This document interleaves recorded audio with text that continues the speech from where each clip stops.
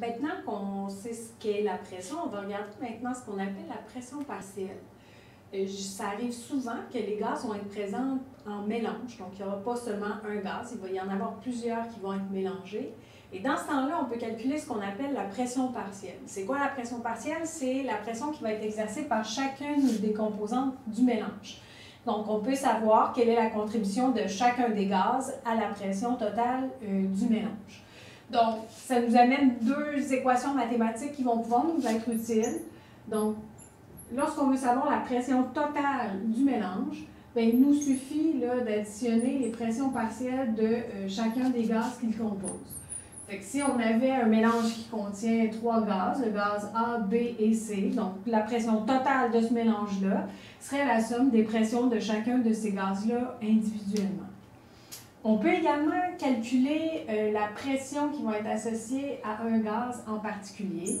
Donc, si je veux calculer la pression partielle du gaz A, il me suffit de faire la pression totale multipliée par le nombre de moles de ce gaz-là, divisé par le nombre de moles total dans le mélange.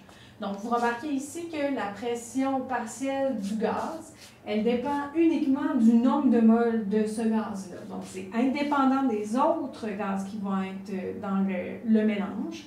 Puis, c'est indépendant aussi de la nature de ce gaz-là. Donc, la pression partielle, que ce soit de l'oxygène, de l'hydrogène ou peu importe le gaz, ce qui va influencer sa pression partielle, c'est vraiment uniquement le nombre de particules dans le mélange.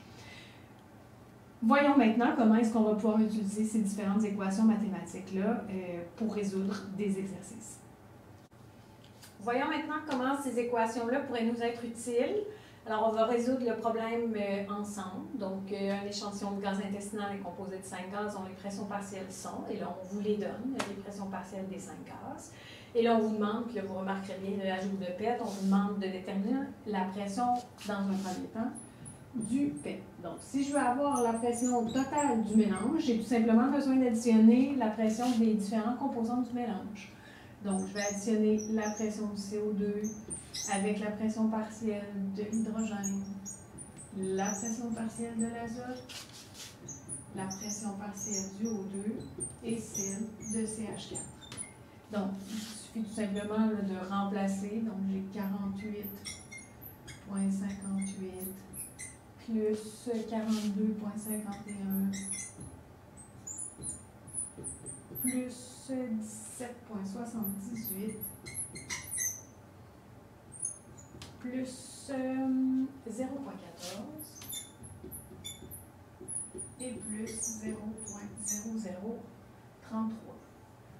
Alors, si je fais ce calcul sur ma calculatrice, je devrais obtenir 109,01 kPa, qui serait la pression du mélange.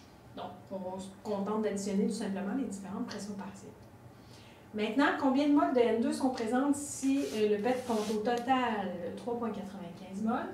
Donc ça, c'est en lien levé avec la deuxième équation que je vous ai montrée tout à l'heure.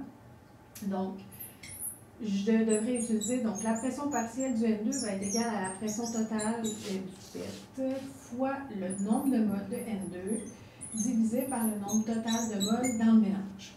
Alors ici, ce que je cherche, c'est bien évidemment le nombre de moles de N2. Donc, la pression du N2, on nous la donne, c'était 17,78. La pression totale, on vient tout juste de la calculer, donc c'est 109,01. Le nombre de moles de N2, c'est ce qu'on cherche. Et le nombre de moles total, on nous l'a donné dans l'énoncé, donc 3,95 moles.